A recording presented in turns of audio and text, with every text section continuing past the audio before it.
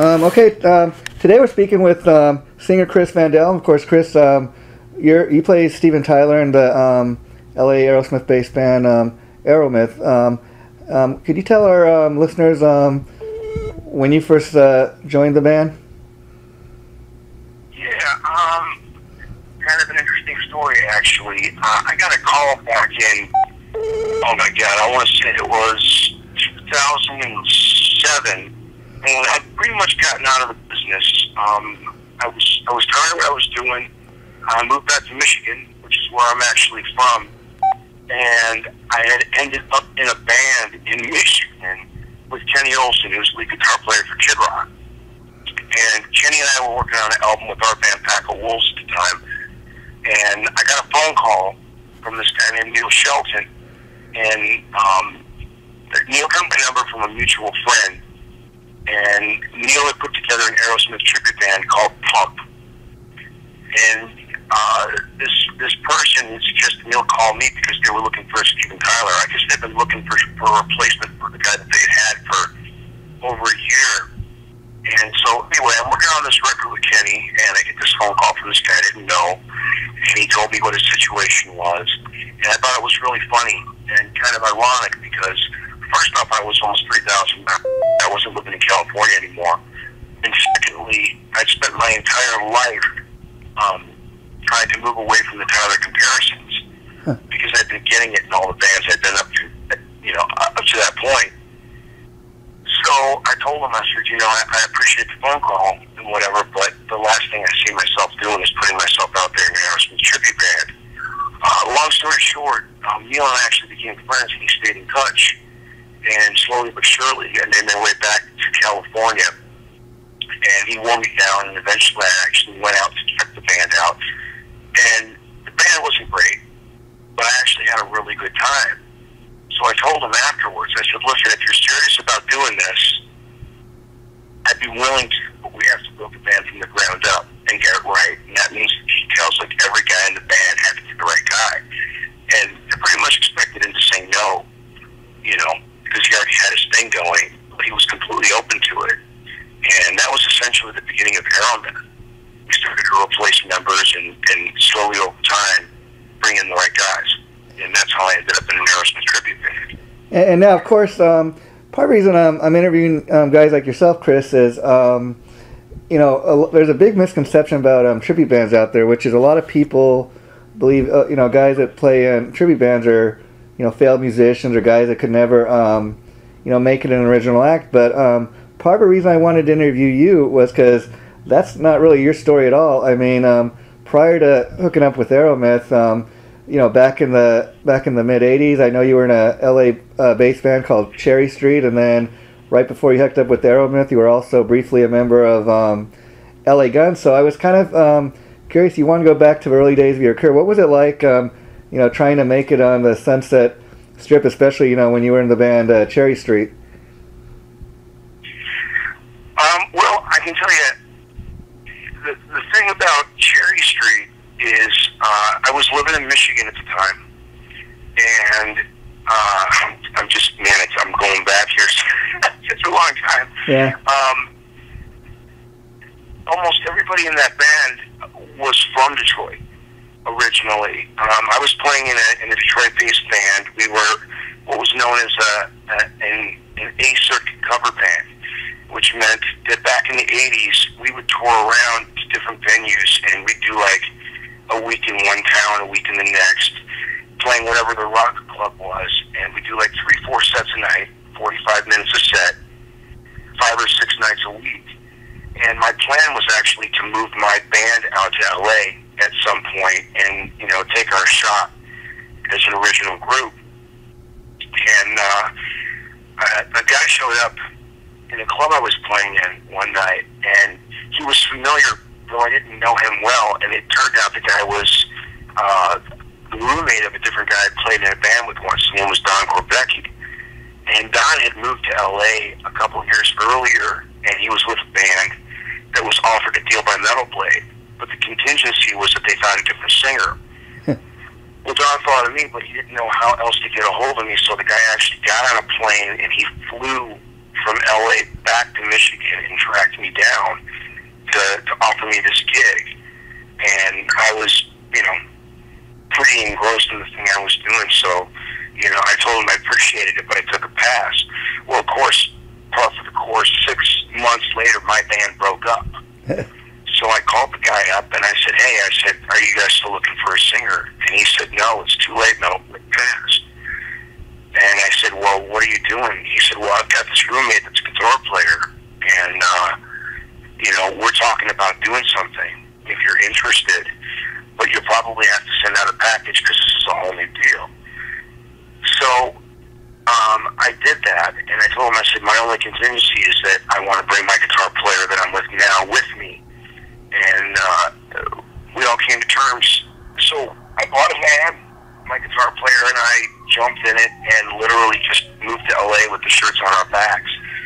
And that was the beginning of Cherry Street. That's how that band formed. And within a week of forming, we actually played our first show under the name Rocks, ironically, at a club in Orange County called Goodies. And we just went from there. Eventually, we changed the name of the band to Cherry Street. We self-developed ourselves. We couldn't get a record deal for the longest time because, you know, the scene had started changing by that time. This is the late 80s, so we really just caught the tail end of it. And we started, you know, touring heavily. I mean, you had 7 guys, you know, 5 band members, a tech, you know what I mean, and a sound guy driving around the country in an El Camino. And, you know, once every 2 months we'd return and we'd do a show like the Roxy or the Whiskey or the Droop. And we self-produced. We released our own material. We started our own label. And eventually we sold enough records independently to garner interest. And we inked a deal with JRS BMG. Tommy Thayer, who's now Ace Frehley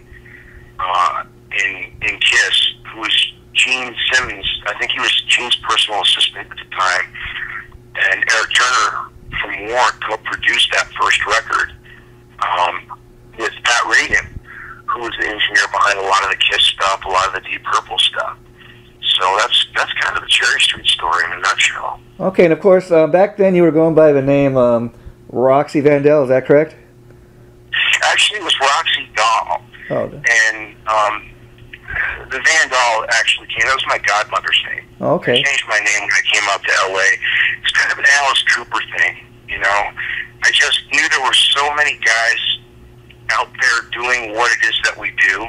I wanted something that was going to set me apart, and I didn't care if it was stupid or offensive or confusing. You know, it was just about, you know, it was anything else. It was just about giving people an opportunity to differentiate. And you know, eventually, I ended up going back to Chris Van Dahl. Okay, and of course, the guitar player in that band was Tom Mathers, who went on to have great success by forming his own record label, Paris Records. Yeah, Paris is actually the label that we originally formed as a band to release the first Cherry Street record before we were picked up by JRS BMG. Wow. And talk a little bit about your time in LA Guns, because another reason I want to interview you, Chris, I think it's real interesting in that, you know, you were in a band such as LA Guns. It was once, you know, prior to you being in the band, you know, all over MTV, and they had a major record deal at one point, and you've actually made more money, like, you know, doing the tribute thing, which just kind of totally amazes me. I'm not sure if there's actually a question in there, but yeah. I mean, I suppose there's a certain amount of truth to that. I don't know, LA Guns, it was a confusing time for everybody, I think. Guns had disbanded. Tracy had moved on to doing Killing Machine. And what had happened is I was actually with a band called, I'd left Cherry Street, I was with a band called Boneyard at the time. And Boneyard is, you know, it's in my opinion, it's one of the greatest bands that just never happened. We were like, you know, the Guns N' Roses that didn't make it. And by that I mean, comparatively speaking, you can talk about a tremendous amount of talent and dysfunctionality in equal parts. So there were so many issues going on internally in that band that it was just really self-destructive. Although, you know, it was a great unit.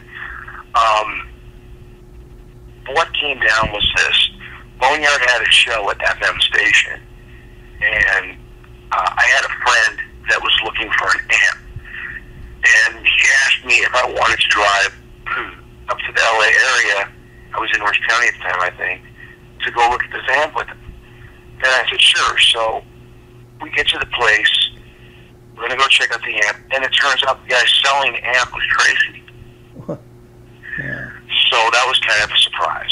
You know, so we went in, he's checking out the amp. Tracy and I were shooting shit, and we just really hit it off. And it just turned out that that night I happened to have a show at FM station. Well, Tracy's like, well, I'm going to tag along. So he came down to sound check. And later that night, did the show, and he turned up with Steve Riley, and I think it was Kelly Nichols. I think Kelly came with him. And after the show, he approached me, and he said, listen, man, he goes, here's the deal. He goes, LA Guns is about to break up. You know, Phil is out of the band, and we were trying to figure out what our future is. I'm doing Killing Machine. He said, but if you're willing to join the band, we'll keep it together, which came as a real surprise. The thing is, I was in a great band, and there was a lot of potential. But like I said, it was dysfunctional, so I had a feeling that it might not be long for the world. So I told him, I said, look, I'll tell you what, let's do this. Let's get together, and we'll try to write. And if there's chemistry, we'll just take it from there. And we did, and we got together, and the first song that we actually wrote together, me at the record, it was a song called Give. And it seemed promising, and I told Tracy, it's funny because I have a habit of doing this. And I said, I'll do this. I said, but I've got one condition. I said, I want to bring my guitar player with me. And my guitar player at the time was Johnny Crespo. Okay, yeah. And, yeah, so the guys in the band agreed, and Johnny came in because Mick was out. So Johnny came in as a guitar player. And about, I don't know, 6 months in, maybe a year, Kelly Nichols left the band. So we switched to Johnny over to bass and became a four-piece. Wow, and now, of course, I've heard the album you guys did with LA Guns, and truthfully, it's, you know, a little different sounding. It's not a bad album, but you know, truthfully, you sound nothing like Phil Lewis. And I know after you guys toured behind that, you kind of let go from a band. Was that, you know, Tracy's decision, or was that kind of a record people and the management kind of telling them, hey, we need to get a more, you know, commercial sounding guy? Okay, well, there's a couple things there that you're touching on. The first thing is this: when I got into the band, I'm essentially a rock singer. Yeah. And Tracy had this idea of what he wanted to do. You know, at that time, like I said, you know, we're talking about late 80s, early 90s. All those bands that did so well during the early 80s were starting to heavily suffer from that stigma of being in, you know, what people call or refer to as 80s rock bands. You know, the hair bands or whatever. Tracy was trying to move LA Guns out of that genre, and he thought that I was going to be the vehicle to do it. Ironically, nobody was more like pro, you know, rock and roll, glam, 80s, you know, dirty music than I was. So it wasn't something I was particularly happy about, because I was in LA Guns band back in the day when almost nobody knew who LA Guns was. I was still living in Detroit when that band broke. You know, and I was the kid that would always show up with the cassette that was the underground cassette from some LA band that nobody had ever heard of. You know, and I was doing LA Guns cover songs. You know, in that band I told you about that I was touring around with before anybody knew who the band was. So I was excited at the idea of getting into this band and doing what that band did. And it became something completely different. I mean, I couldn't agree with you more. The record's not a bad record, but it's definitely not an LA Guns record. I mean, again, you know, I want to go on record saying, you know, I actually liked the album. I mean, I think it would have been good to release it maybe as Killing Machine or even a Tracy Guns solo project, but I don't think necessarily, you know, just because you were a singer. I mean, to me, you're a pretty good singer, and you fit the sound at the time of the band, and I think the problem was just, you know, a lot of people wanted maybe somebody, either Phil Lewis in the band or somebody sounded exactly like him, but you know, and that's really not fair to you. But also at the time, you kind of had a different look than you have now. You had a bit of a mohawk, and you guys were kind of going for what appeared to be like a heavier street, kind of a street look. How surprised were you when you got the word that you know, that they wanted to replace you? Well, what happened was essentially, you know, the band went out on the road, and we called the Fist Fight Every Night tour because we weren't representing what people were looking for in LA Guns. And I completely got that, man. I take the perspective of the fan. If I went to see LA Guns, I want to see LA Guns. You know, I wouldn't want to see me up there. I'm just being honest, you know what I mean? Yeah. And I understood it. We actually struggled very heavily with the idea of changing the name of the band. And what it came down to was money. At the end of the day, the money was with the branding, and the branding was with the name LA Guns. So if we wanted a record deal, our choices were, you know, to slug it out as an unknown band with known members, trying to get a new deal, or the quick dollar was to go with the name LA Guns. And that decision won out, because everybody's got bills to pay, you know what I mean? They've got mortgages and kids and whatever it is they need to handle. So we ended up calling the band LA Guns, and I think it was a mistake. Yeah.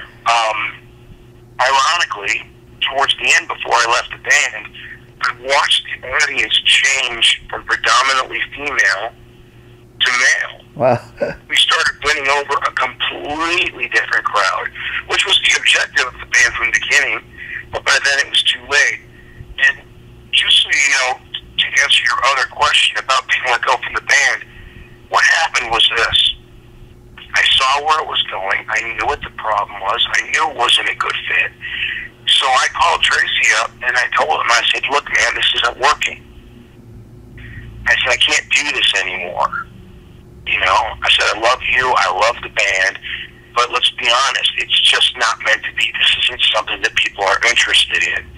You know, and I got tired of the fight every night. Yeah. You know, so I got a phone call back, and it was Steve Riley. He's like, look, bro, you know, we need to keep the band together. What do you think? And come on, let's get together. Let's have a meeting. We'll talk about it. I'm like, sure. I mean, I had nothing against any of the guys in the band, so we got together and we had a meeting, and it was a big tear fest, and it was hugs all around. It's like, okay, we'll give it another shot. We'll try to work it out, and maybe we'll start to change the direction a little. So I left the band, essentially. I agreed to come back, and 2 weeks later, my phone rang, and it was Tracy, and I'm like, what's up, man? He's like, you're out. Wow. I said, what? He goes, you're out. I said, you firing me? He said, yeah.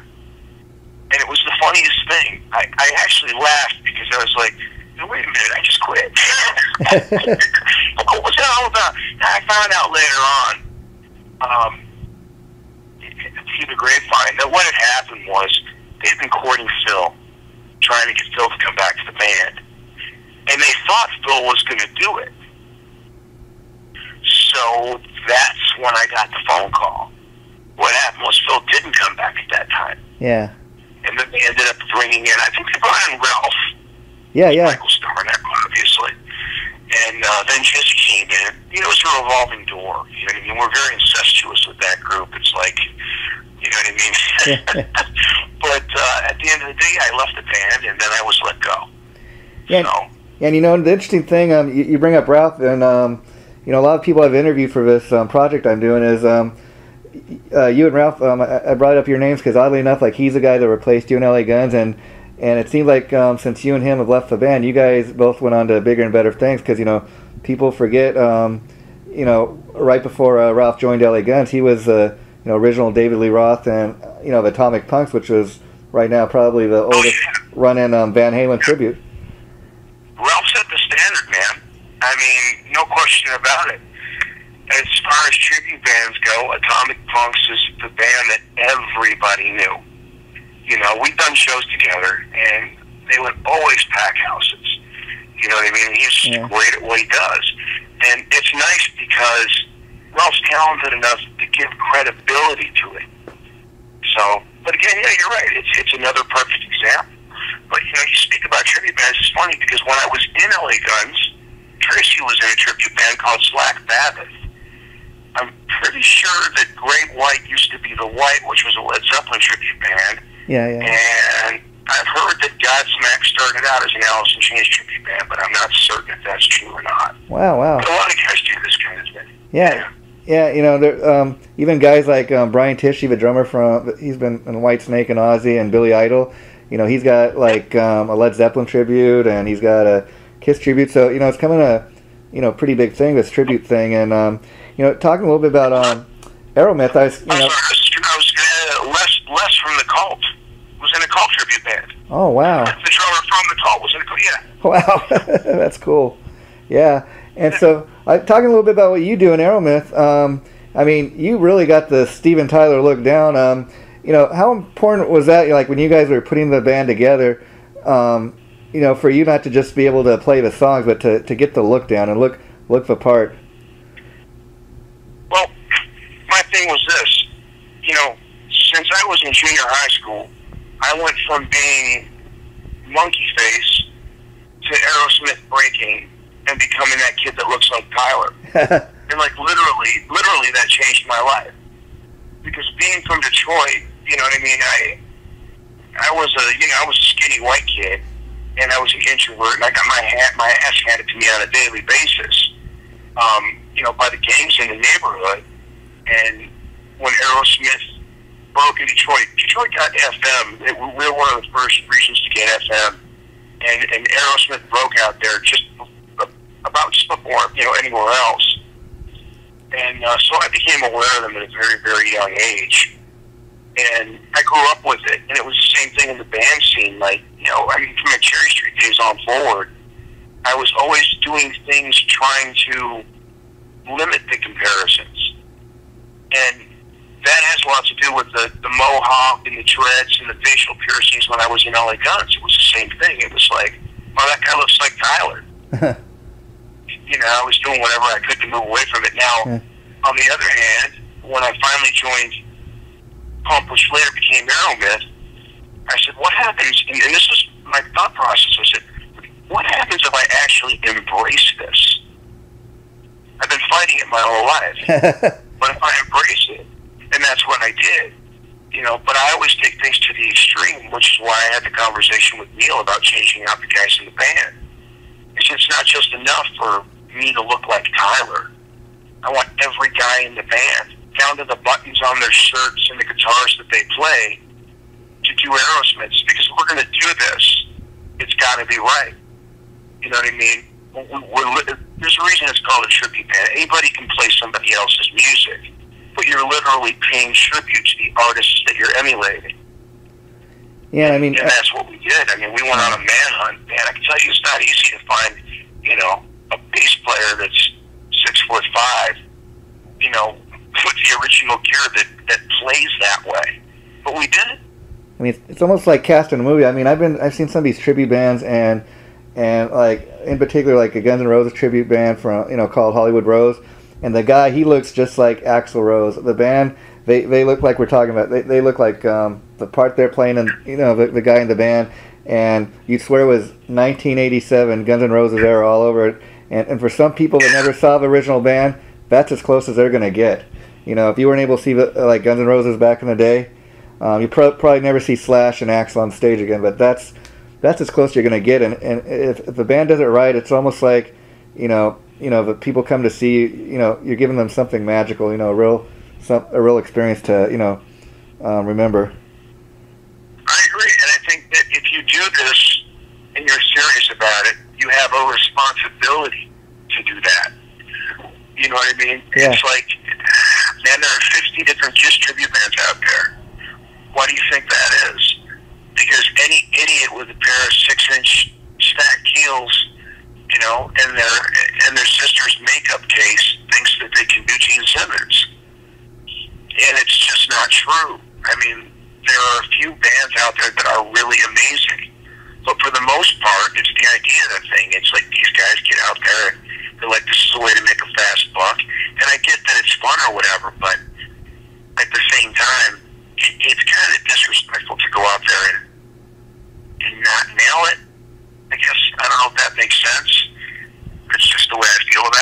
Yeah, to me, I think one reason you're a guy that's successful at it is because, like I can tell even looking at the photos up on your Facebook page, I can tell, like you're saying, that you've really embraced this, and maybe when you first started doing it, you weren't as comfortable, but it just, being an average Joe on the street, it just kind of amazes me.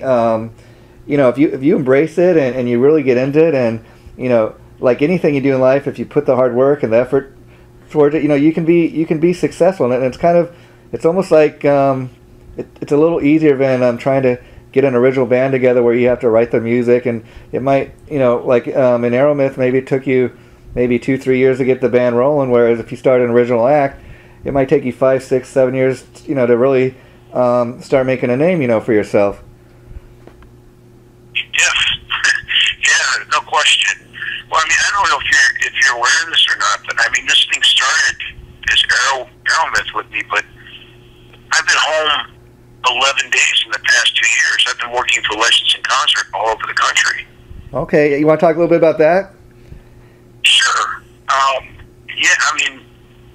I'm talking to you from Waikiki right now. I've been in Hawaii for the past 8 months. Well, that's not too. And I'll finally wrap up this contract in September. Well, that's not too bad. Go ahead, sorry, man. I said that's not too bad. Get to live in Hawaii for half a year. No, it started in Las Vegas. It's crazy the doors the tribute scene has opened for me. I was in a band with Jimmy Crespo for a while in Las Vegas. I don't know if you know Jimmy is, but Jimmy's the guitar player that replaced Joe Perry from 79 to like 84, 85 in Aerosmith. Yeah. Jimmy and I had a band together in Vegas. Wow. You know what I mean? So, a lot of different things have happened. Legends in Concert is the longest running, best known show of its kind in the world. In fact, it's the longest running show in Las Vegas at 30 years now. And you got to figure, very, very few people ever get to the point where they're able to do that and make a living out of it. It's actually become a profession for me. It started out as, like I said, a phone call from a guy in a band that said, "Hey, would you be interested in checking this out?" It's becoming a legitimate profession. Yeah, and now of course your partner Neil Shelton. I know that he's got actually his own music shop in Huntington Beach, and I know his tribute thing. He's made a lot of money in that he promotes a lot of other bands. He has more than one tribute band he's in. So it just goes to show you, if you put the hard work into it, the success that can come your way. And I guess I wanted to ask you, Chris, next. I know another thing you've been working on is you recorded a couple songs for a Kiss tribute album. Could you talk a little bit about that? Sure. I got an email from a guy named Mitch LaPond, who's also a journalist. And Mitch and I go back a few years. We've done a couple of interviews, and we've kind of stayed in touch. And Mitch had a family member that became sick, and he decided that he wanted to do something proactive. So there was a hospice that he wanted to raise money for. It was a cancer charity. Okay. So, he got on the phone and sent out emails saying, I'd like to do, a benefit record for charity. Would you be interested in getting on board with this thing? And I told him, sure. So, started placing phone calls and getting guys together, and I contributed two tracks to the record. I recorded that, and for that song, I did everything myself. Okay. All the instruments, vocals, with a single exception to lead guitar, which is provided by Scott Griffin from, ironically enough, LA Guns. Wow.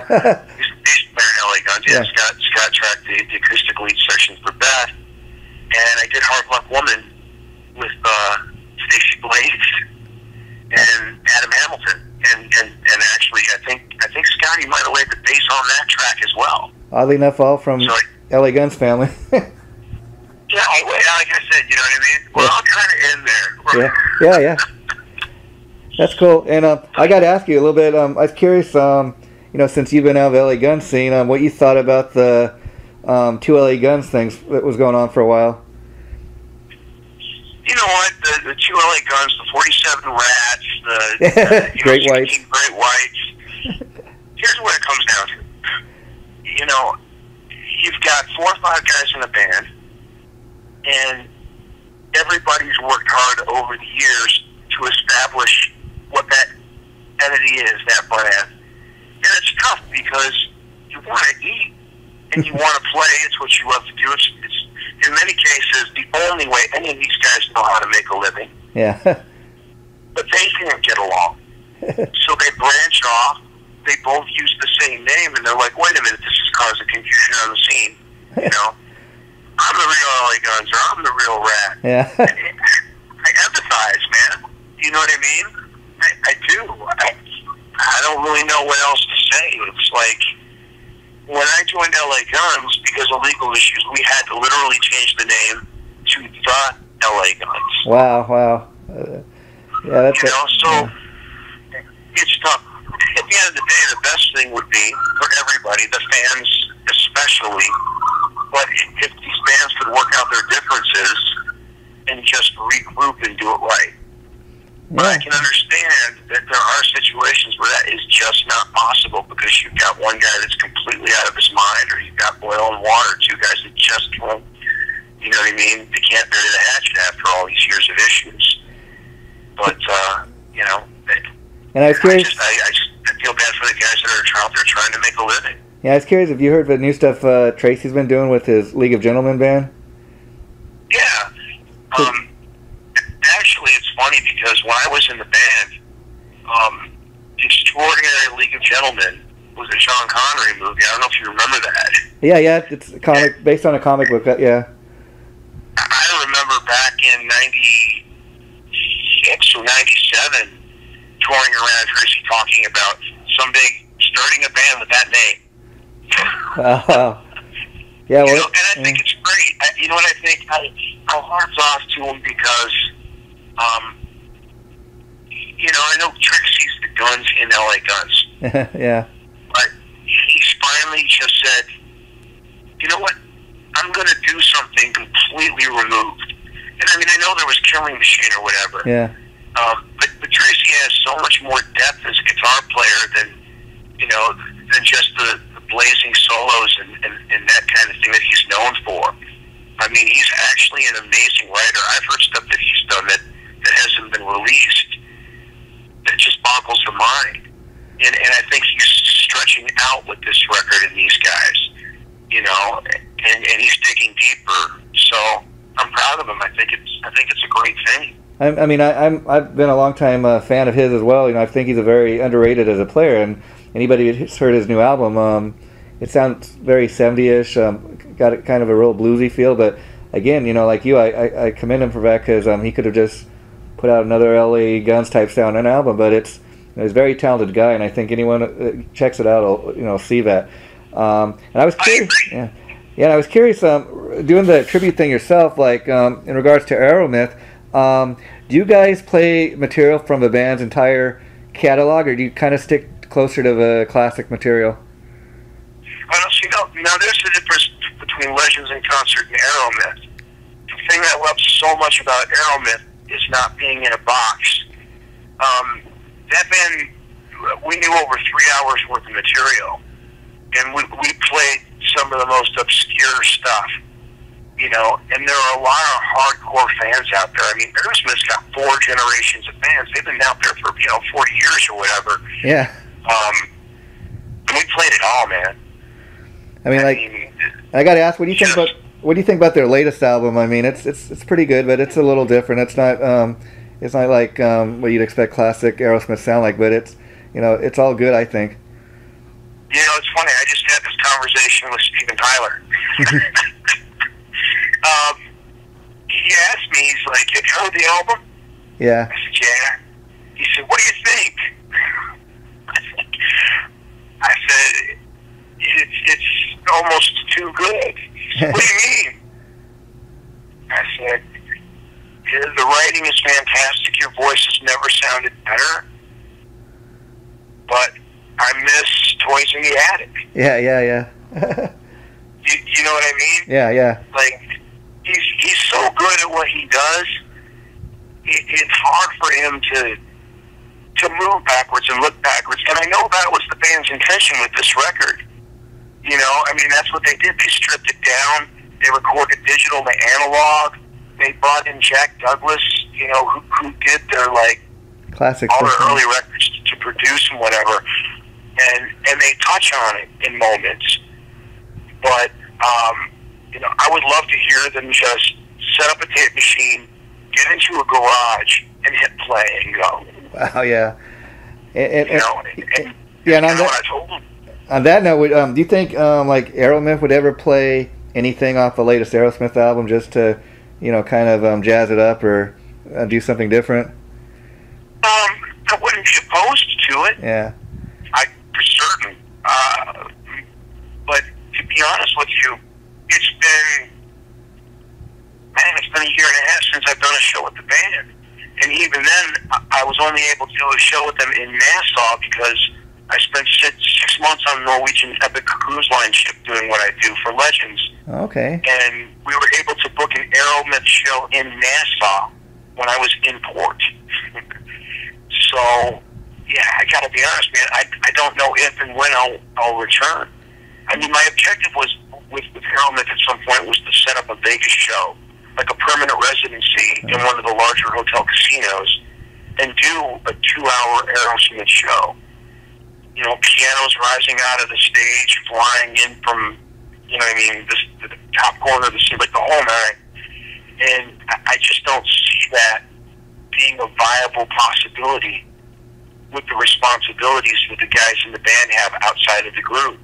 I've set my life up to be able to do what it is I do and just focus on that. But, you know, I mean, I've got a bass player that's an architect in Manhattan Beach. Neil's got his music store. And while he's probably the one guy that would find a way to make it happen, it's not an easy thing for him to do. All those guys have other responsibilities, so I just don't know. And so when you end your contract with Legends, you said in September, what do you see coming up next for you? Well, the way it works with Legends is, for example, I started with them in Vegas. And how I got in was I actually pitched them the idea of doing a Legends of Rock show, which would be a spin-off of their original show. Which goes back to your original concept behind the interview. I know so many great frontmen that do what I do. I thought, how cool would it be to do a Legends show based around that? You know, I know an amazing Lenny Kravitz. I know, you know, Killer Mick Jagger's, David Lee Roth's, guys like that. So what if we did that? So, you know, I set up a meeting, and I went in with some of these guys, and they performed. And after the meeting, they asked me to hang around. Everybody else had left. And they said, listen, we don't think it's time for this show. We like the idea, but we're not ready for it. But we'd like to bring you in and give you a shot. Wow. How do you feel about that? Yeah, that's how it happened for me. And I considered it, and I said, okay. You know, and at that time, I still had a lot of Aeromyth shows booked. And I told them, I said, I've got these dates. So since I was in Vegas, they were able to bring somebody in to cover me. So I did 4 months, 6 nights a week, 2 shows a night. So I was doing 12 shows a week for Legends in Concert at Harris in Vegas. And the night I had off, I would be jetting around the country to do Aeromyth shows. So I did 4 months, 7 nights a week. And it went really well. And they offered me another contract. And I said, I can't continue to do both. So I sat down with my band and I had a meeting. I said, you know, are you guys willing to commit to this full time? And I knew what the answer was going to be, but I had to ask. Uh-huh. And you know, they were like, no, we can't do that. And I said, okay, well, I need to do this for a while. You know, maybe I can build my name, my reputation in Vegas, and at that point, we can revisit this. Because maybe I can actually offer the band something more substantial. And that was 2 years ago. And Yeah. I've been working for Legends ever since. In fact, they just offered me another year's worth of work. And I haven't taken anything yet, but, you know, I know it's there if I want it. But my plan now, to answer your original question, is in September, I'm going to go back to Vegas, try to find my house, because it's been so long since I've seen it. Wow, wow. And just take some downtime, man. You know, figure it out. Look around, see who's doing what. Well, you've earned that. You've earned that, Chris. And, you know, I said you've earned that, you know, just all this hard work you've done over the last few years. And I was curious, you know, Vegas, that's become another big musical place. Like, you got the Sin City Sinners, you got Jimmy Crespo, I know we were talking about. And you got the Rock and Roll Fantasy Camp that's recently moved there. And they've got these residents where they've had, like, Guns N' Roses, Def Leppard, and I hear Motley Crue's coming back in February. Do you think you could ever do a show like that there? Yeah, well, I mean, that's the thing. But Tracy's there now, too. He's doing Raiding the Rock Vault. Wow. Las Vegas Hilton. Stacey Blades just called me. He's like, hey, man, I'm moving to Vegas. He just moved. He's living up the street from my place. You know what I mean? Yeah. It's become the new Hollywood. It really has. Just amazing. You know, I just saw a picture of Stacey hanging out with Jakey Lee. You know what I mean? The Striper guys are all there. I talked to Oz a little while ago. In fact, the first time I played with Jimmy Crespo was I got up and performed with the Sin City Sinners. You know, that's Brett Muscat's thing. Yeah. So, yeah, definitely. I mean, when I was doing the Crespo project, we were actually offered a residency at Green Valley Ranch after our second show. Wow. And the funny thing is, I got an email from Jimmy's wife freaking out, saying, you know, you look too much like Steven, you sound like Steven, people are going to think that this is an Aerosmith tribute band. You have to stop doing that. I said, we are an Aerosmith tribute band. We were playing 98% Aerosmith music. But I had that conversation with Jimmy when he first asked me to start writing with him. I said, Jimmy, you're going to get a lot of heat, man. Look at me. He goes, I don't care. He goes, you're the only person to do it. Wow. And we did it. And the funny thing is, after our second show, we were getting a lot of press, and it was all very positive. But it didn't change the fact that when it finally hit home, you got really freaked out. Kyle from Ben Tango was in that band. Phil Verone, that was with Skid Row and Psychotic Kid, was our drummer originally. You know, Doc Ellis, who's with the Sinners, was our other guitar player. Like, it was a really, really cool lineup. The band was amazing. But, you know, one at a time, these guys started dropping off because it was just kind of a weird situation. So, I mean, if that would have worked out and the band could have stayed together, we would have taken the residency, and I probably wouldn't be doing this. I was curious if you talked at all to Jimmy since you know, you left his band, and what do you think about what he's doing now? Well, you know, it's ironic because after I got that email, you know, I wrote him back and I said, look, Jimmy, there was a couple of things. The first thing is, we lost our guitar player in Aeromyth, and I asked him if he was interested in doing it. And I expected him to say no, to be honest with you. But out of respect and friendship, I went to him before we looked for somebody to replace our current Joe Perry. And he surprised me by saying yes. So we booked a string of shows. We took the deposits. And then they freaked out and he backed down on the shows. Well, you can't do that, man. Yeah, wow. You know what I mean? It's like one of the shows we had was in Mexico, and they wrapped buses and put up billboards and ran TV commercials. You know, and we did it in a way that was very respectful. It was Aeromyth featuring Jimmy Crespo. You know, to give the impression that it was a temporary or guest kind of a thing, even though, you know, he'd agreed to join the band. And he did that, and it was very upsetting to me. Wow. And then I got that email about the whole, you gotta stop being Steven Tyler, which is, you know, what I do works not because I work at it so hard, but because it's natural to me.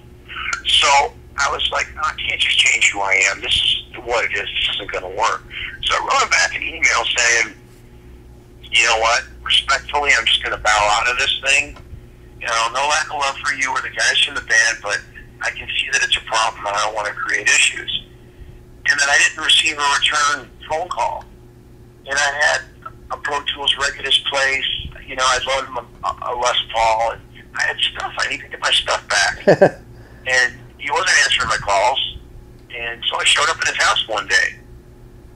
And he answered the door, and he looked very surprised to see me. And I said, Jimmy, I said, I'm sorry to ambush you. I said, but, you know, we need to talk.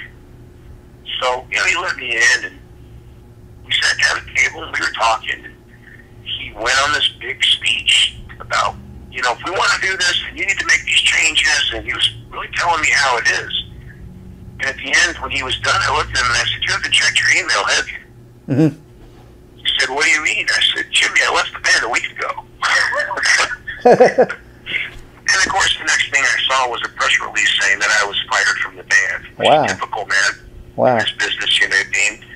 It makes a big difference, I guess, to people, whether somebody's quit or somebody's let go for whatever reason. But, you know, I had already left the band, and I reached out to Jimmy once since then. I had a gig or something come up, and somebody was interested in hiring him. And I contacted him about that. Just let him know. I said, hey, you know, if you want to make some money, this is available. And I don't think I heard back from him after that. So, no, we've pretty much been estranged, out of touch. That's I love the guy dearly, don't get me wrong. I mean, as a person, he's the sweetest dude in the world, and good God, he's talented. Like, you know, he's got tone and ability like nobody's business. So I've got huge respect for him. It just didn't work in a band situation. You know, that's a shame because, you know, he's also played with Rod Stewart. Do you think part of the problem was, like, the Jimmy Crespo project? Of course, it was, I think a lot of these tribute bands, they have to have a little niche. And, I mean, obviously him being the guy who replaced, you know, Joe Perry, he's actually an official Aerosmith member. And, you know, so he has that going for him. But I think, like, what you got going is, you know, you're being able to play Steven Tyler. You know, like, you have ability to play music from the entire catalog. He was basically concentrating on, you know, Nights in the Ruts and, you know, the music he did with the band. So that kind of limits what you can do, you know. It's true. I mean, one of the cool things about that was, you know, Rock in a Hard Place, even when he was with Aerosmith, most of those songs really never saw the light of day. They didn't play them very much. And, you know, we had intended to do the full record front to back, and we were playing songs that, you know, there were certain people that really loved those songs in that period of time. And to be honest, if it wasn't for Jimmy, Aerosmith may not exist today at all. Yeah. Because Steven was going through a lot of shit at that time. He was dealing with a lot of issues. There was a lot of addiction. He was out of control. And from what I understand, Jimmy did a lot to keep that band together during that period of time. So, you know, as an Aerosmith fan, I think, you know, we owe him for that. And, you know, it was cool to be able to get out there and play those songs that people hadn't heard.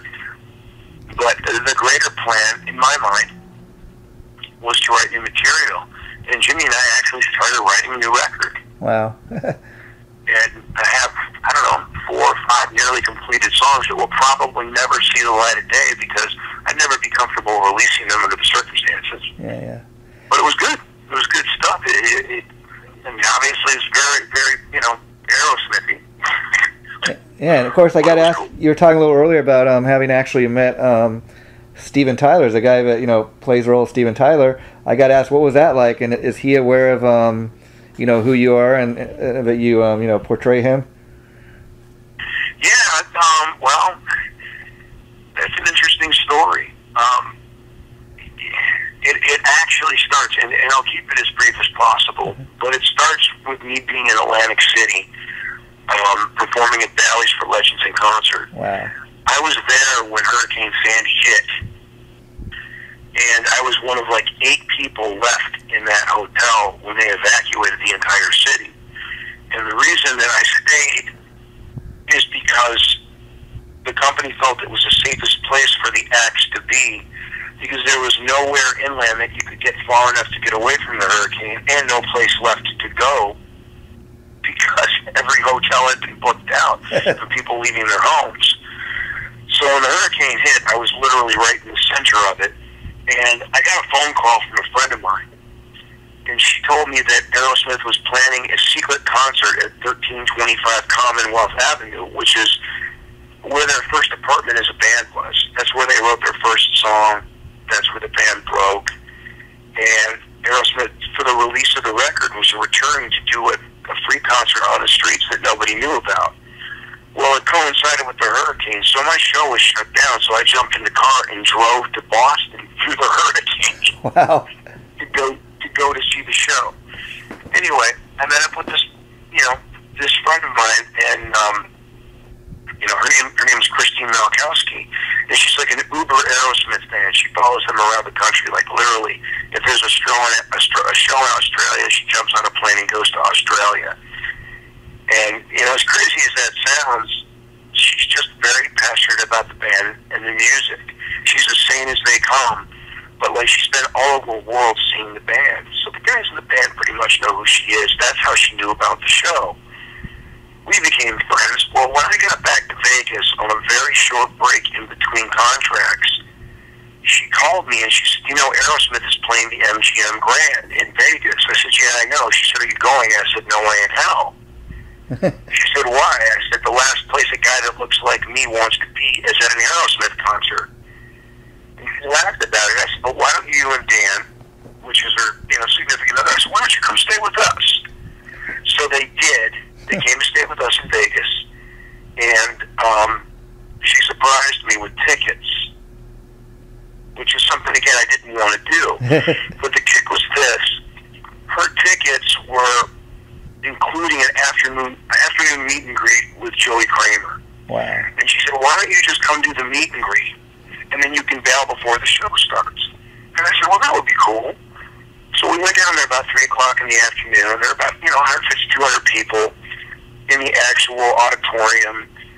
Joey came out, he's talking and stuff. And I'm standing there with her, and there's a tap on my shoulder. Pretty blonde girl. I turned, I looked at her, I said, how are you? She's like, I'm good. She goes, are you Chris Van Dahl? I said, yeah. She said, well, my name's Lizzie. I'm Steven's personal assistant. He'd like a word with you. I said, really? Wow. She said, yeah, will you come with me? I said, sure. I said, is it okay if my friend comes? I wouldn't be here if it wasn't for her. And she gave me that look, man, that was like, you're going to put me in this position? Not my friend, but his assistant. And she said, I guess that would be okay. So I grabbed Christine, and, we headed backstage. And the first person I ran into was Brad Whitford. And he looked at me like, really? And I talked to him for a little while, and it's funny because, I had a band called Pack of Wolves with Kenny Olsen, who was Kid Rock's guitar player I mentioned earlier. Yeah. Well, Kenny and Brad are really good friends. They did the Jimi Hendrix tribute tour together. And I told him that I'd played with Kenny, which immediately changed his vibe because he was like, oh, okay. So we talked for a while, and then we moved on, and we went back to Steven's dressing room, and the curtain was closed, door was closed, or whatever. She said, wait here. And I heard them talking through the door, and then I heard, get in here, bitch! So I walked through the door, and here's Steven sitting in this high, chair. Ratty old sweats pulled up to his knees, and he jumps out of the chair, and he gives me a hug, and we're looking at each other, man, and it was a moment. It was a moment in time, and he looked at me, and he grabbed my face, and, very, very physical guy. And our noses are like literally half-inch apart, and he goes to me, he goes, man, he goes, we look good. He goes, but our eyes are too close. Wow. And that was it, man. We were off and running. We ended up spending a lot of time together, and at one point, his son is working with him now, his son Taj, and he called Taj on the radio, and he said, little guy, this is Big Bear. He goes, get up here. And he goes, okay, this is what we're going to do. And he put me in his makeup chair and put his people around me, and he hid behind a curtain. He was like Cyrano de Bergerac, man. And here comes his son, and I'm facing away from him in the chair. And Steven's feeding me lines to the curtain. And so I go, hey, Daddy's not feeling too good. How are you doing? What do you think's the problem? And I turn around, and I look at Taj, and Taj's jaw just hit the floor. Wow, that's a super story. Steven comes out from behind, Steven comes out from behind the curtain. He's jumping up and down like a little kid, and we're all laughing. And he goes, Taj, I want you to meet your brother, Chris. Wow. That's awesome. Yeah. So, you know what I mean? We really hit it off. There was a lot of immediate love there, and a lot of the conversation, got deep, man. I mean, we got into some really, really serious stuff, and you know, we talked about what I do, but he said, "How can I not know that you're out there?" And he kept wanting to see pictures of my mother. You got a picture of my mother. You got a picture of my mother. I said, "I'll get them to you, Stephen. I don't have anything." And we talked about, you know, Jimmy and whatever. He goes, "How come I don't know about you?" He goes, "You got like really sad." I said, "Stephen," I said, "We've met." "No, we didn't. No, we didn't." I said, "Yeah, we did." And I told him. The first time we met was at the Math Fund, which was, you know, a drug addiction benefit, where he was presenting Slash with an award. And he got really sad, and he looked at me. He goes, "That explains it." He goes, "I went to rehab the next day." I said, "I know." And he goes, "I don't remember." He goes, "That's the thing about drugs, man." He's like, "You know, there are just moments from my life that are missing." He goes, "And it's not right." He goes, "We should know each other. You should come to L.A. with me. We're going to L.A. I said, "I can't." He goes, "Why not?" I said, "You'll never hear anybody say this again." I said, "But because I got to go to Hawaii to do you for 6 months." Wow. I said, "I'm doing you in Hawaii." And he said, "Well, Hawaii," he goes, "I'm going to be there over New Year's." He goes, "I've got this thing going that we do every year." And I said, "Why don't you come to the show?" He goes, "My kids would fucking kill me, man." He goes, "It's the holidays and I'm going to drag everybody to Waikiki because he's got a place on Maui." Okay. He said, "Why didn't you come to Maui?" I said, "I got to jump through rings of fire to make that happen. You have no idea." I said, "If I do this," I said, "you better not make yourself unavailable." And he said, "I wouldn't do that." And in any event, flash forward, I did, man. I went to Maui for New Year's, and I saw him the night before, and I can't tell you the specifics of where or whatever. Yeah. You know, there was this private party, and it was like, you know, Alice Cooper and Michael McDonald, Tom Arnold, Weird Al Yankovic. It was like a real cool, like who's who, everybody getting up, jamming, and doing songs and stuff. But, yeah, that's Steven. Steven's like everybody on their very best day, man. Just very warm. But we talked about what I do.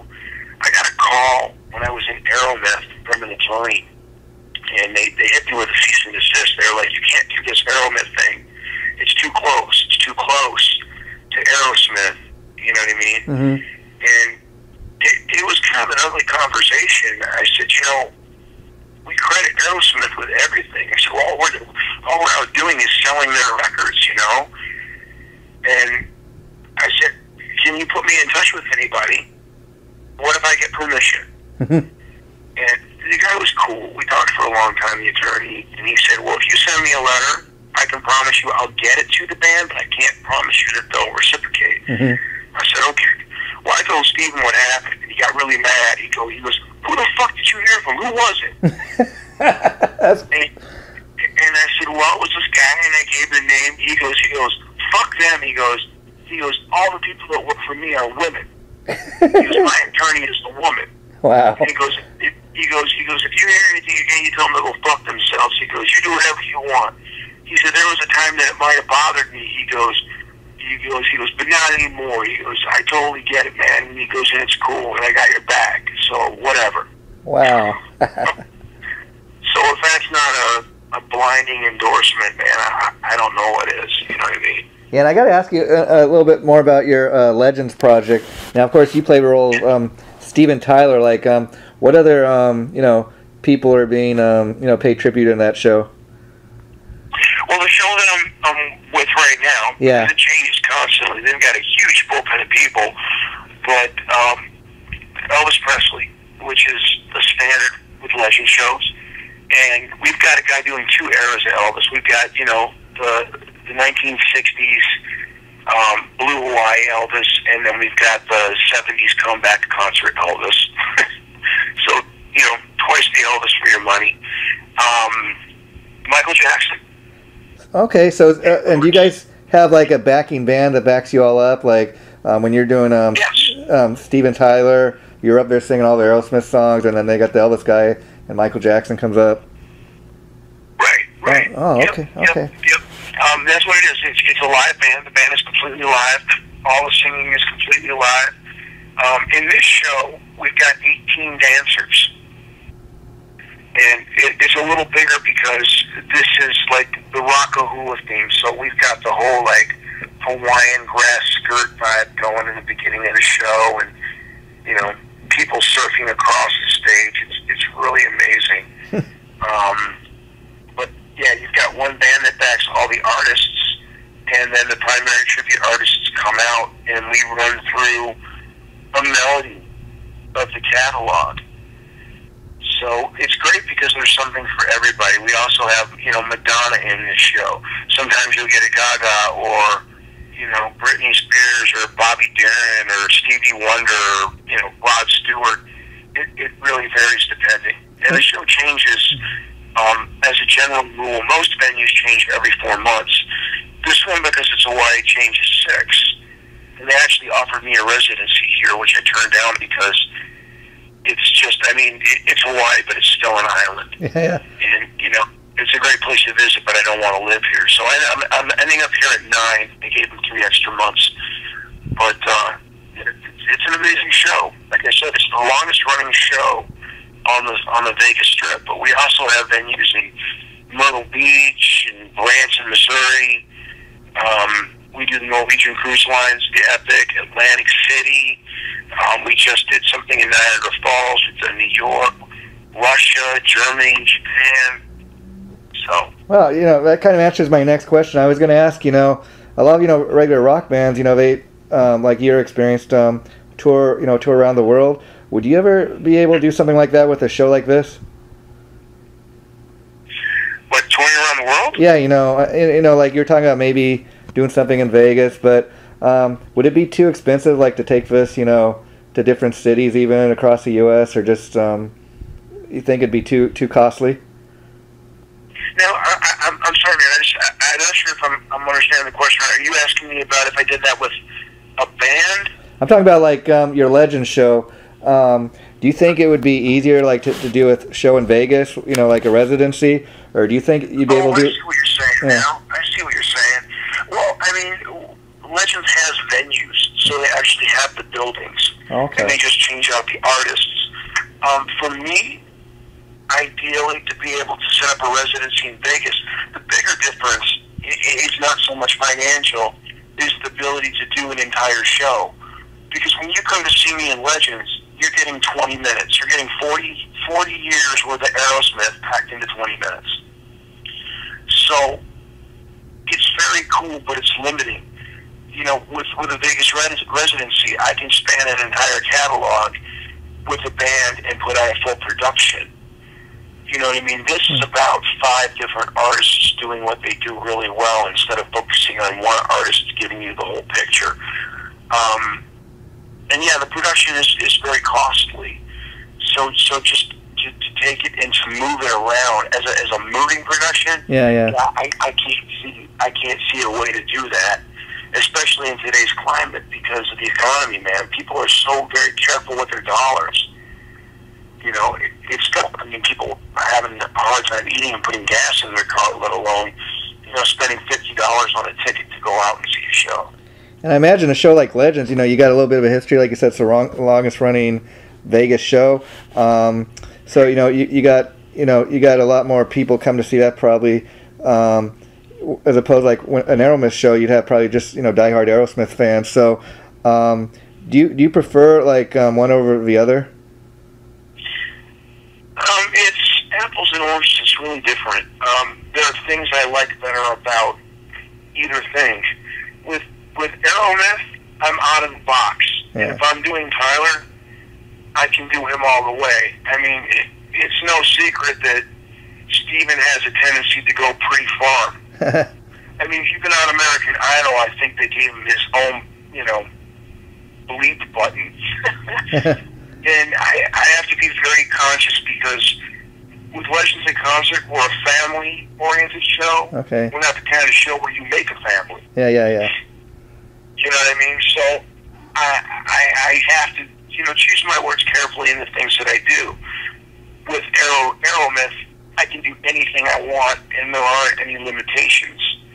You know what I mean? Outside of good taste. And, I mean, I've done 10,000 seaters with Aeromyth that were packed. Yeah, wow. It's crazy because, yeah, people's perspective on the tribute thing, and I guess for the most part it's probably true, is that it's very limited. But if you've got a band that really, really does it well, there aren't much in the way of limitations. You know, it's like people can pay $50 and get an Aerosmith ticket and see them how often? I mean, Aerosmith is touring now, but it's been years and years since they've really been out there with something new and on the road. If you want to see that band, it's going to cost you, and you have to wait. Or you can pay $15 or $10 or $20, depends where you're at, and come to a casino and see Aeromyth. People pay the ticket. Yeah, you know what I mean, it's good. Yeah. Punks was that way. I mean, I don't know that there's a venue that they couldn't play and pack. Yeah, and let me ask you, like, I think maybe it's partly because Aerosmith's still around. There's not a whole lot of Aerosmith tributes out there. I'm sure there's one or two other ones, but you guys are one of the longest lasting ones, and you've got the endorsement of Steven Tyler. But what do you think you guys did so right that you're probably the best well-known Aerosmith tribute out there? Well, I think it has a lot to do with the fact that, with Aerosmith, it's a package. Steven in particular, because he's such a character, and I mean that in the best way, but I mean physically, he's a very specific-looking guy. I mean, Steven made ugly sexy, thank God.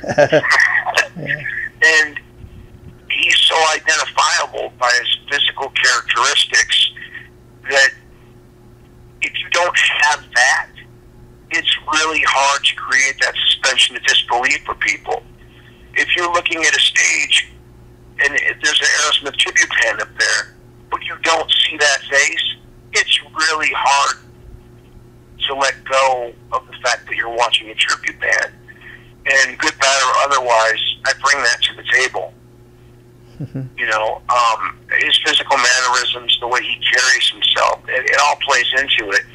But you know what I mean? Even Joe Perry, it's like those two guys together, they're very, very identifiable.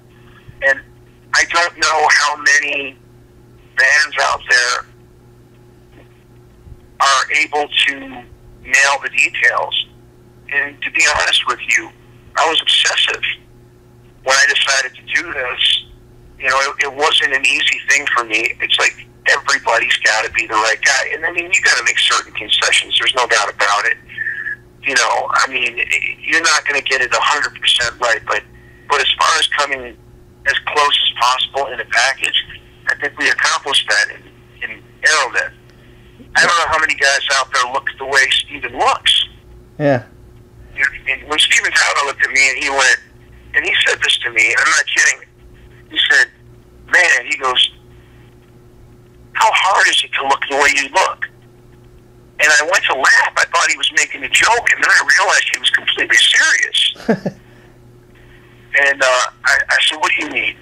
He said, I've never talked to anybody before that would be able to understand what that would be like. He goes, seriously, what's it like for you? I said, go to the airport with me one day. He goes, I know, right? He goes, how fucking crazy is it? And I get it, man. He was looking at me and he was going, this is a dude that understands to some extent what it feels like to be me walking down the street. And he's right. I don't go out. Like here in Waikiki, especially because it's a tourist town, I walk down the street and it gets stupid. And how many times can you say, I'm not Steven Tyler? And dude, it's hard because you're trying to play. We're so excited. Wow. They're so excited. Oh, they're meeting Steven Tyler. And you crush them. Every time you tell somebody I'm not, if you can convince them that you're not a lying asshole, and people, believe it or not, will argue with me on a constant basis, when you finally do convince them, you bum them out. Now, who wants to be the source of everybody's misery? Yeah, wow. When you think about it that way, and at a certain point I stopped arguing. I'm like, okay, well, you can think what you want. Yeah, I'm happy to take a picture with you, but I'm not Steven Tyler. yes, you are. You're an asshole. You're lying because you don't want to take a picture. Wow. I'm like, really? Steven's 65. Wow. Well, you can afford plastic surgery. Yeah. Yeah, and I got to ask, because, you know, even talking to you, you know, your voice is, it sounds, I always swear I was talking to Steven over the phone.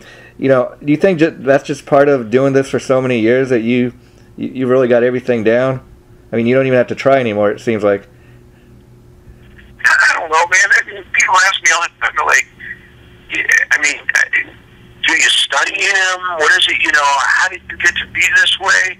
And I tell them, for the most part, you know, I'm just working with what the good Lord gave me. This is the way I came out looking.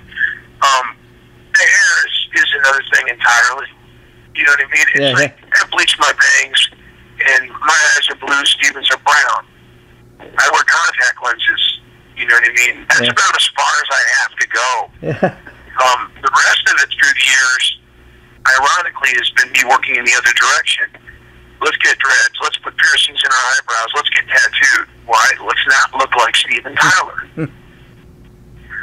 You know, this is me just letting it be what it is. You know, I've always been a rock singer. If you go back to the early Cherry Street stuff, you'll hear it in there. I mean, you'll hear the AC/DC too. But the vocal range, back then especially, has always been that upper register. So that's always been there. It's just I've downplayed it in order to do other things. That's kind of where I live. Okay. The mode thing, though, is like, yeah, I'm sure. It's good to go home, and it's good to touch base with old friends, because you can lose yourself in this. I mean, I do up to 12 shows a week. And this is how I make my living. Wow. You know? And then there are promotions on top of that, everything from TV and radio to, you know what I mean, whatever else. And so, yeah, I spend a lot of time doing the Tyler thing, but it comes real natural. And at some point, it's like, you know, where's the line? You know, you can get lost, which is why, like, for example, while I was here in Waikiki, I self-produced a video and re-recorded "Turn the Page" by Bob Seger. Wow. It was one of my favorite artists, and it's one of my favorite songs. You can find it on YouTube. I mean, you just Google it, "Turn the Page," Chris Van Dahl, YouTube, or whatever. And it's a completely different thing. It's completely removed from what I do here. But I did it as a labor of love, and it removes me from that whole Steven Tyler thing.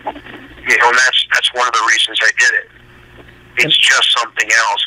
The best thing, you know, the hard look woman thing, the kiss thing, again, it's like, it's great. It gives me something else to do. And I've started writing again. I mean, I've got an album I've been working on for a while. I'm just not sure at what point I'm going to finish it, who I'm going to finish it with, and then if and when I put it out, how I'm going to do that. I've always been a band guy, man. You know what I mean?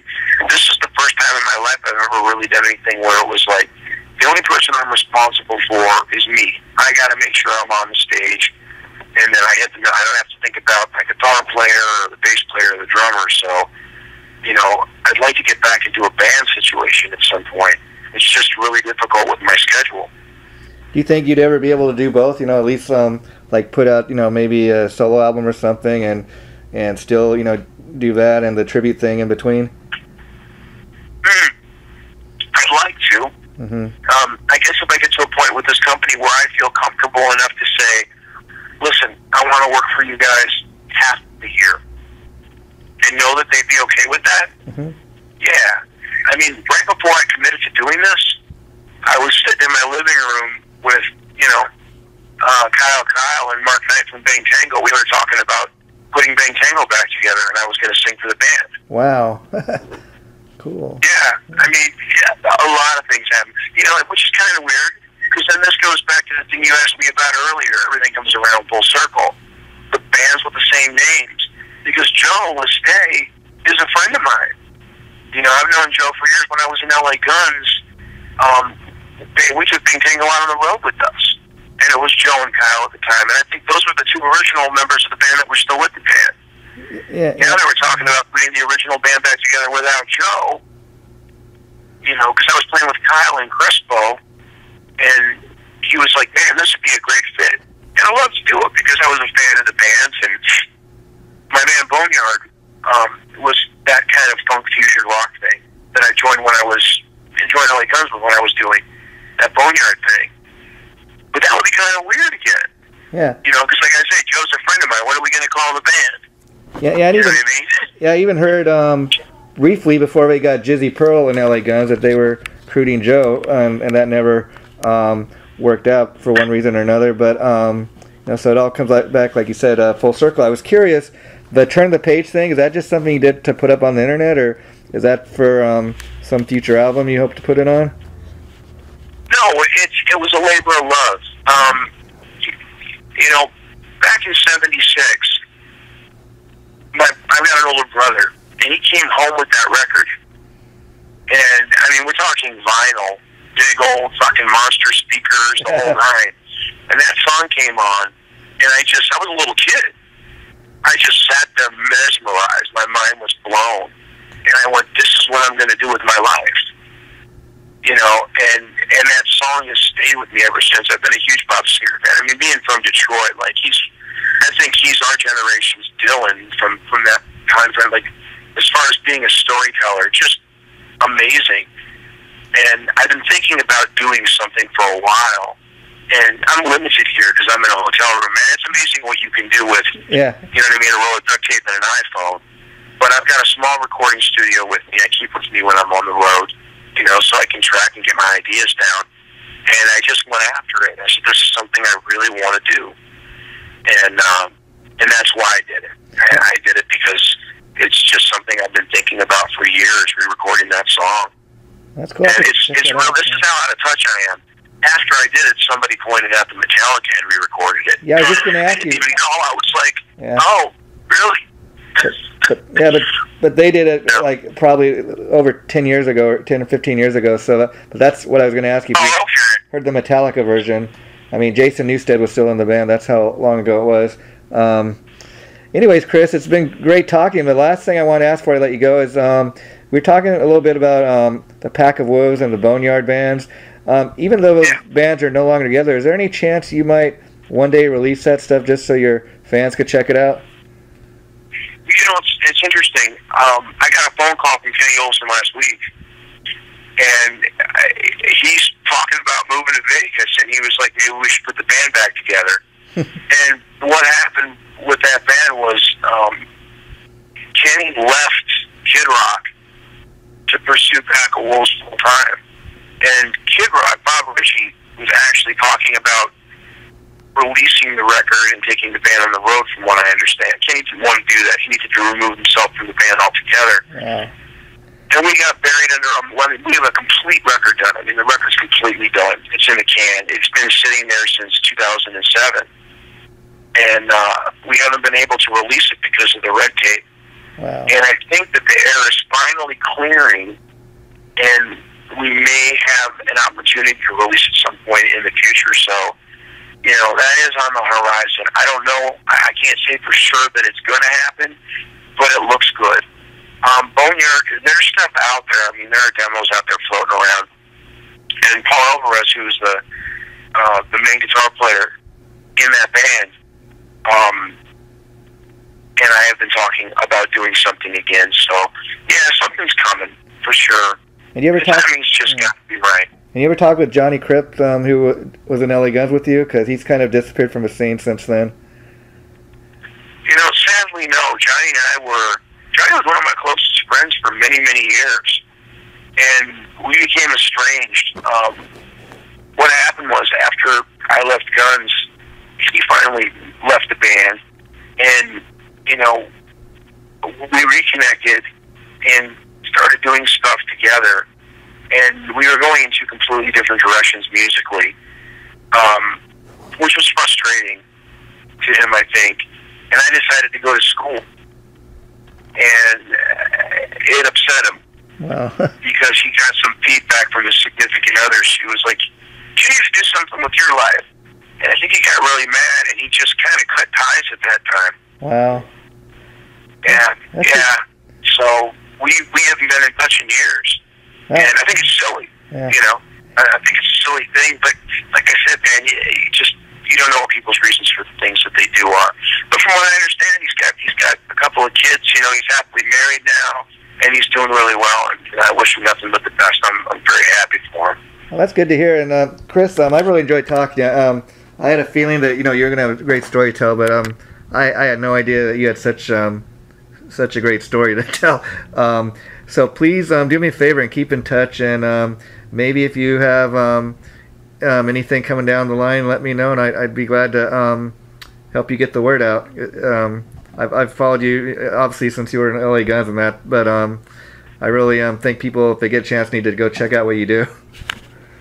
Yeah, man, absolutely, and I appreciate it. And one last thing, I don't know if you're aware of or not, but and this is for you because I think you'd find it interesting. And I talk about how incestuous the relationships are.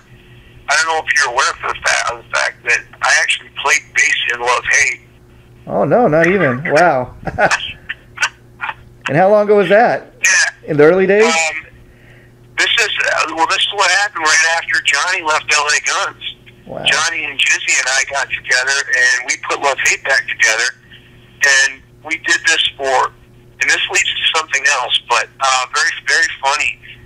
I don't know, man. I want to say, I can't remember, 6 months, a year, or whatever, and then Jizzy left Love Hate to do, are you ready? Yeah. Rat. Wow. Yeah. Jizzy left Love Hate to do Rat. Wow. So yeah, I mean, I think we've all played together in one of these bands at some point or another.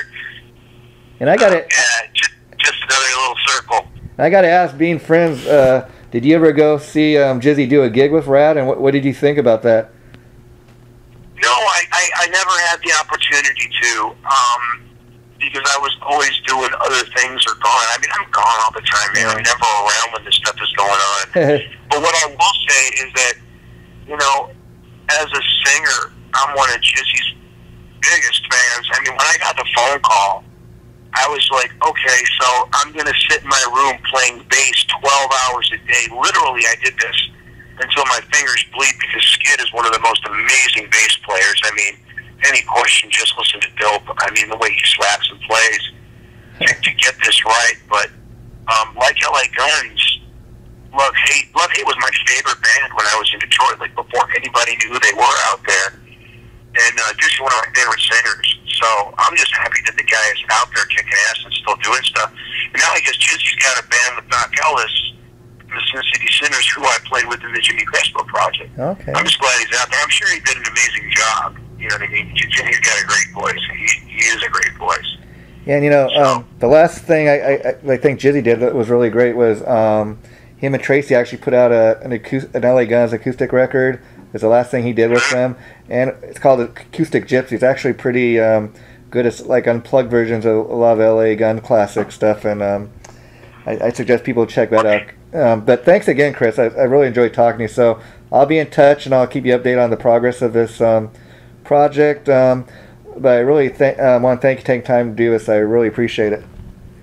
Oh, it's my pleasure, brother. Anytime. If you have any follow-ups, feel free to give me a call back and let me know. And be well, man. Okay, will do. Take care, my friend. Bye-bye. All right, take care. Bye.